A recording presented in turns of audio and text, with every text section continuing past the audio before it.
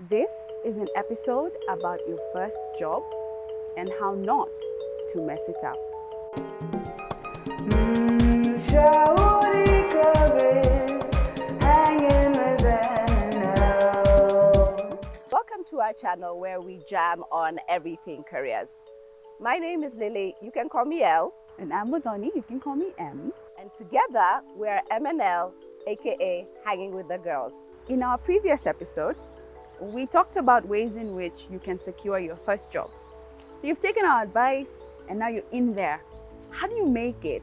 How do you not mess this job up? We have just the tips for you. So Lily, start us off.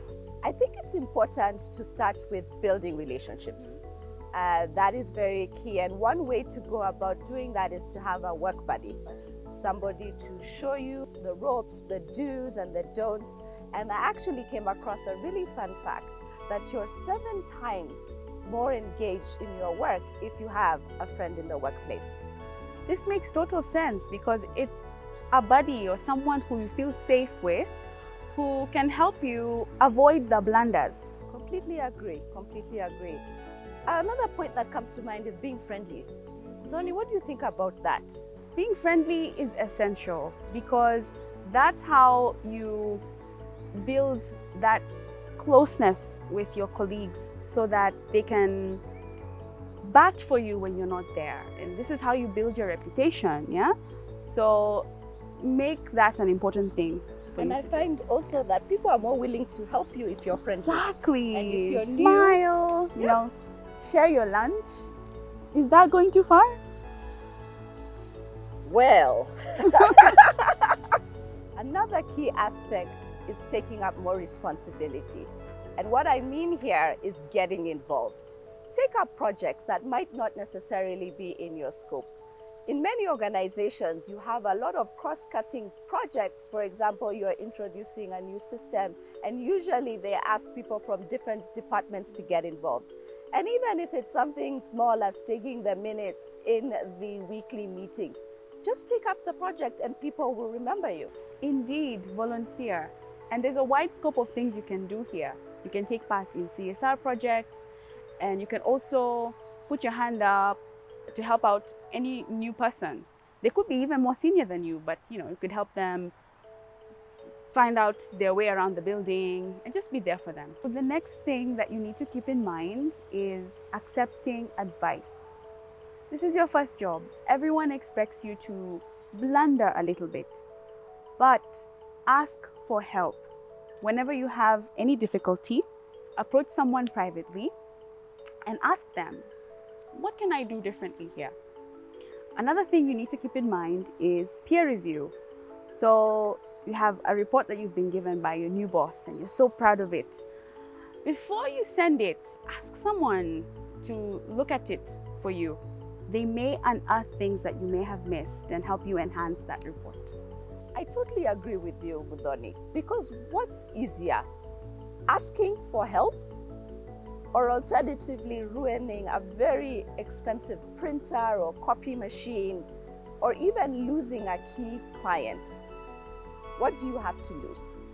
This next aspect is very close to our hearts and it touches on growth, which we recognize is a very important thing for millennials and Gen Zs when it comes to the first job. One of the key aspects when it comes to growth is just simply delivering. And what I mean by delivering is if you say you're going to give a report on time, give the report on time. Keep your word. Keep your word, do your best, and make sure that you're giving quality output. Another thing that I find quite key is communications.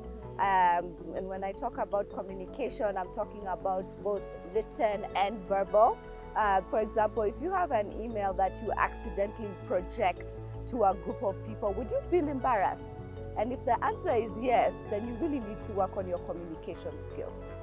Indeed. Not forgetting how to manage your bosses. So you hear people say, learn to manage up.